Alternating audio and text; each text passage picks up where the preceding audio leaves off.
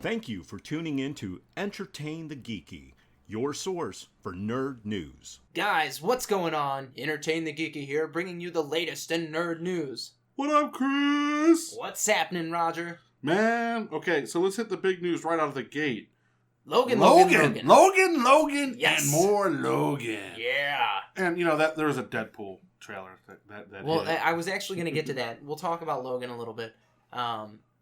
Logan. It is...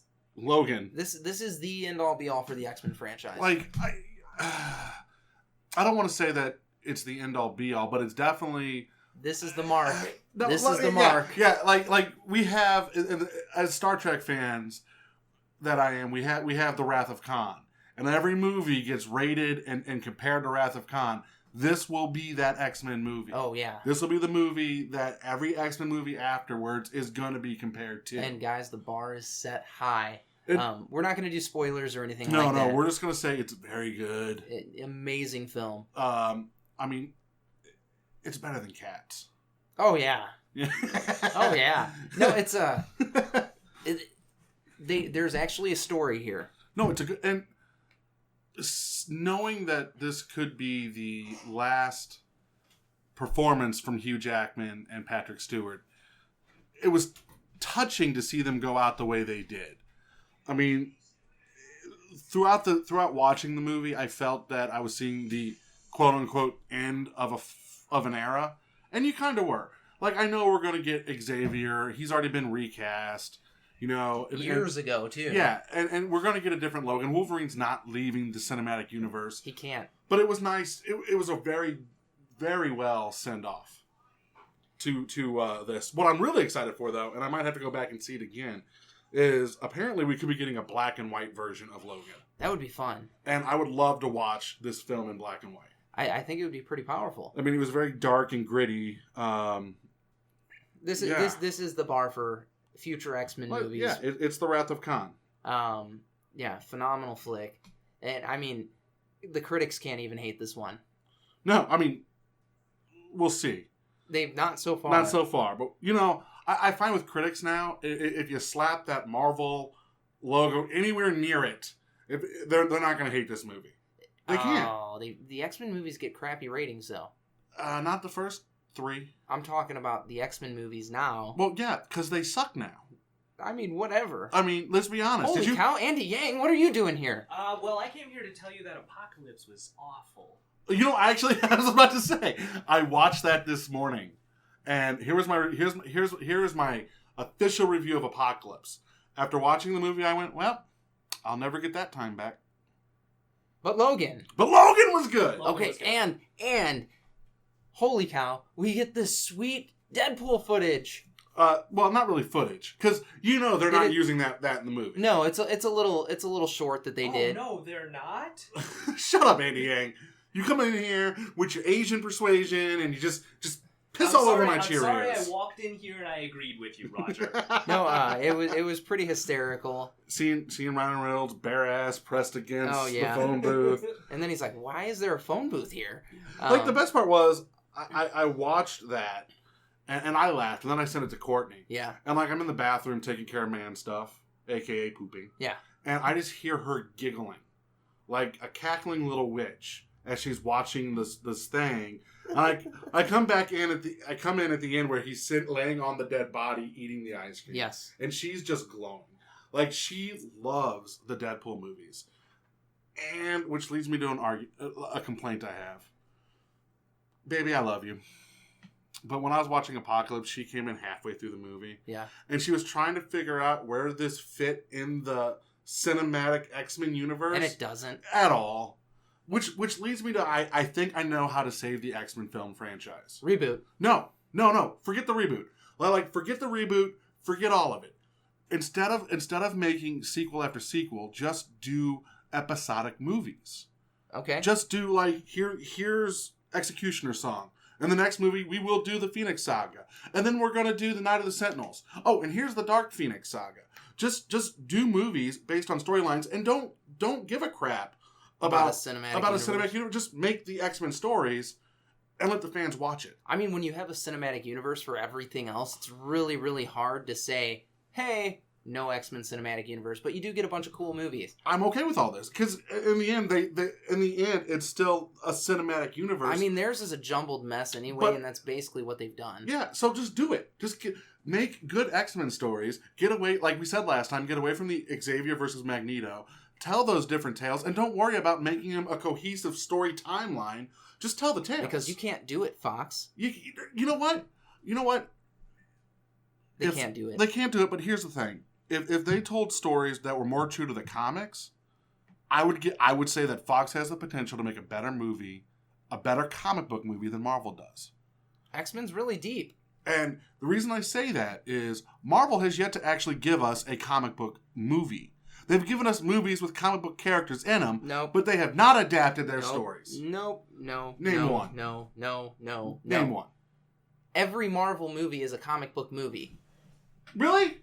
I'm looking at Marvel's Avengers. Yep. That story was never told in the comics. It doesn't have to be straight out of the comics. They did it. I'm looking at Age It's of Ultron, still a comic book which was movie. a bastardization of Ultron to begin with. Oh, hold on. Time out. Age of Ultron, the comic, was bad too. No, I'm not saying that was good. I'm not saying that these have to be good. I'm just saying that none of the Marvel movies have been faithful adaptations of any of their storylines. Any of it has, but they're still comic book movies. There's a source material out of which the characters are I'm based. just saying you can make a much better comic book movie in the X-Men cinematic quote-unquote universe right now. Okay, so let's talk about comic book movies then, because we No, got one no. this past year. We did get one this past What? year. It was called The Killing Joke. And they molested 15 to 20 minutes at the beginning of this. But you take that 20 minutes out, you got a damn good movie. You do, but that's unacceptable. You- But what I'm saying is, okay, so a Hold on. saga No, might no. only be one graphic novel. No, we've There's not had- enough content there. Bullshit. Language. Don't you give me that look. Last week on the news episode, you're dropping F-bombs left and right. So hear me out. We have had comic book movies been faithful. 300, Watchmen. Watchmen was. I'll Up give you that. until the very end, where they changed one thing. Instead of a giant mutant forming in New York City, Dr. Manhattan just blew something up. Yeah. Which was a much better ending than the damn comic had. It was. That's fair. Tell me we haven't had The Crow. The Crow. The Crow's different. The Crow was extremely different. Still good. Oh, it's amazing. Here, I'll even go a step further. Say League of Extraordinary Gentlemen. No, so I no, can poke oh my you in the eye. Say it. I lost my train of thought. I had it, and it was gone. It was right there. You don't have a damn thing. I've already won my point with Watchmen and 300. Watchmen and 300. You've got 2 out of 472. Kick-Ass. Didn't they make the comic after they made the movie? They made the comic before they made the movie. Oh, see, I thought they went and they did the movie, and then they were like, No. "Oh, here we go." Sin City. Sin City's decent. It's not. It's still a faithful adaptation. It's not page for page. It's a faithful adaptation of the stories they decided to tell in Sin City. Oh, good God! Now we're gonna pick and choose. Oh my God! You just can't handle being wrong. I can handle being No, wrong. you can't. I can. No, you can't. I can't. This Hey. whole damn thing started when I said just tell X-Men stories. They How can't. awesome would it They be could- they could just if, tell X-Men if they stories threw and the everybody damn would be cinematic happy. universe out of the window and just said we're telling damn good movies? Well, here's the thing: you don't have 50 years to build your cinematic universe. You don't need a. I'm saying No, screw the cinematic universe. I get what you're saying, and I'm agreeing with you there. You don't have 50 years to do it like you do in comics Why have you pissed me off so much? because you're stupid. I can't figure this out. Like I'm legit. You know what? The Nintendo Switch also came out this It week. did. And, And everybody is playing Zelda. everyone is playing Zelda. It's like 1989 all over again. Honestly, it reminds me of back with N64 when Majora's Mask came out and everybody played that game. You for know, like there's a 2 months YouTube straight. video that tells you why those games are bad. That's Why fine. Ocarina of Time and Majora's Mask aren't as good as we remember them to be. And I would challenge the maker of that video to go through and play through again. I think they did, and that's why they come out and said it's not as good as we thought. No, they're stupid. But no, on the Nintendo Switch side, there's a YouTube channel I watch every now and then called Game Theorist, Okay. where he talks about theories of video games, and he did this whole video on the Nintendo Switch before it came out about what the Switch is supposed to be. Yep. His argument is, since it's not as powerful console as the Xbox or the PlayStation 4, And it's not. You lack But- the A&D chipset. right? But Nintendo has patented a VR type device Mhm. that people normally that put the cell phones in Yeah. for the Switch. And the argument is that it doesn't have the power to do virtual reality, but what it does have the power to do is augmented reality. Oh. So it's possible that the Switch might be more of more to it than what we've seen so far. The Switch is sick as it is, man. Like there's a camera at the that bottom. system is badass. Did you know that? Yes. At the bottom there's a little like infrared Yes. thing. Yes. I didn't know that. They announced that in their big press event. I didn't pay attention. You know what I was like? I was like, look at the games. No, that thing is the machine in and of itself is sick. It is you're basically buying a mobile device, because that's what it is, with a nice little docking station that makes it easy to plug in and out of your TV. You don't have to worry about losing wires or anything like that, because you just go dock it. It is fantastic. Here's what I will say. Nintendo does not follow trends. Nintendo does what they want. Nintendo's like, you know what? We're going to make the Wii. And it was awesome. Yes, it was. And then they went, well, we're going to do the Wii U. And that wasn't so awesome. It was a thing. Much like the Virtual Boy, kind of just fell on its ass. Yeah. But The Switch is amazing. the Switch, you can't find them. They're gone. They're gone. They're like the little I'm gonna call NES them releases. extinct. Yeah, they're gone. It's already gone. We got to wait till, after Christmas now to get our copy of the Switch. That's right. Ugh. Yeah. So, And on that note, no. it has been confirmed. What? This is hilarious, and everybody's going to get their jollies off here. So George Lucas confirmed that, and this was years ago that he confirmed, but it just came to light in the past few weeks here. That he didn't write 6 movies? No, that Palpatine is Anakin's father. What? Yeah, He finally confirmed that theory? it's confirmed. Wait, what? It's confirmed. So the way the script for Revenge of the Sith was originally written is there was a dialogue, and it was between Palpatine and Anakin. It was his seduction, and instead of killing Mace Windu, it was the whole Luke, I am your father spiel.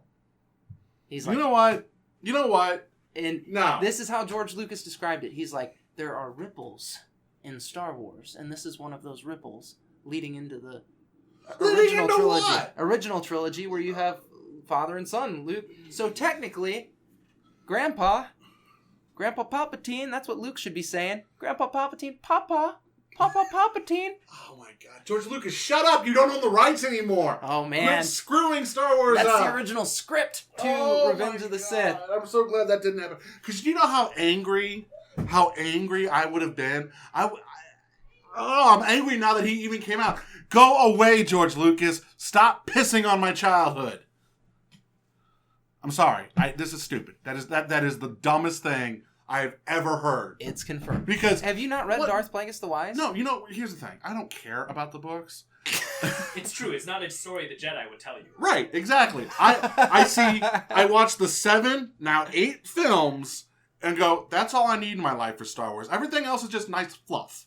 Which is cute if I want to lay my head on the pillow. But damn it, Shimmy said there was no father. He is the Jesus-like Messiah. Do you know why? Just let it be. Do you know why? Because she knew it'd be bad. No, because Palpatine and Plagueis were manipulating midichlorians, and they were using this. They were doing Don't these use dark midichlorians rituals. as a That's justification for the story. anything. That's the story. That's why his midichlorian count is so high, and it created an immaculate conception, aka the Antichrist.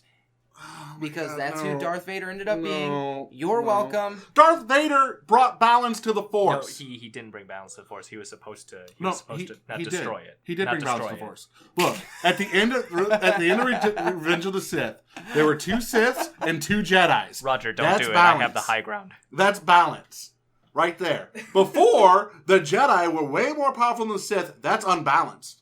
He brought balance to the Force. Yeah. 2 and 2. Yeah, and then all of the Sith controlled everything. That's balance. Well, no, well, that's political. That has nothing to do with religion. You got to keep your religion and your politics separate. That's Religion and politics are no, separate. No. Oh my God, George no. Lucas, just die already. So, guys, on that note, What? Are we done? We're done. But I have so much to talk about. we'll talk. Like Amy Acker's Go signed ahead. on Yeah, go ahead. for that untitled X-Men show. Because I was going to end it on your rage. No, I thought that would have been no, hilarious. like I rage every week.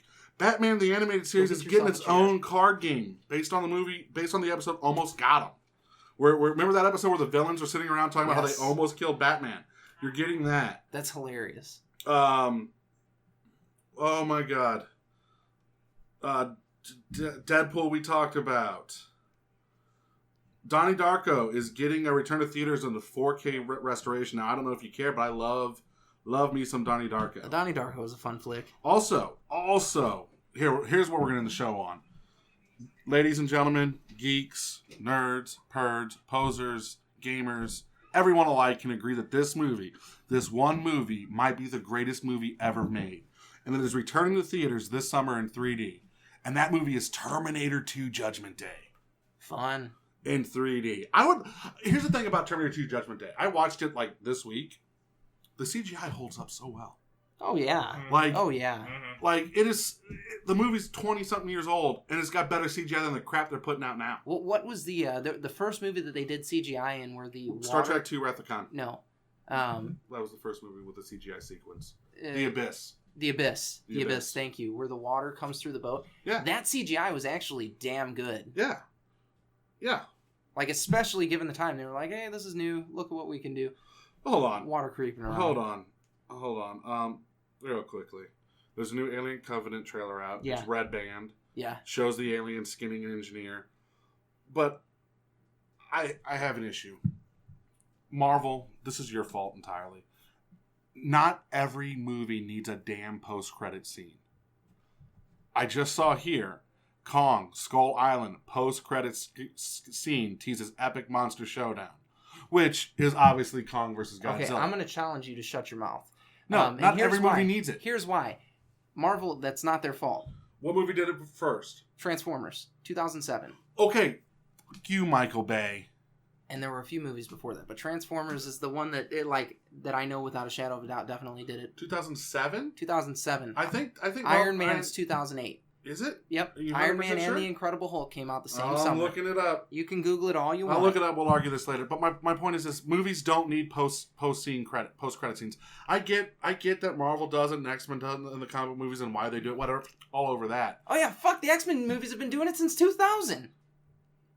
No, they didn't do it in the first one. Yes, they There did. was no post credit scene in Yes, the first they movie. did. What was it? Yes, there was. It was Magneto and Yeah. Charles. Oh playing- yeah, playing It was like- chess. Yeah. Yeah. Yeah, I hate post credit scenes. You know All right. why? He was in the Do you plastic know why? bubble. Because when you tell a story, when you go see a movie, you're expecting a story to be concluded. Sure, you can plan to have sequels. We know Godzilla vs. King Kong is coming out in 2020. We get that. I don't need to see something after the credits about it. No. One of those fuckers has to die, and it's King Kong. It's King Kong. King Kong. You know why? Godzilla Godzilla's the king of the fuck him monster. up, dude. He'd mash My King language. Kong. Yeah, no, definitely. All right, we gotta go. Guys, we gotta go to beastsescaperoom.com. Enter the promo code GEEKY for 20% off of your next escape room experience. Then go to entertainthegeeky.com. You can follow us on all of our social media there. Guys, as always, stay geeky. Godzilla roar.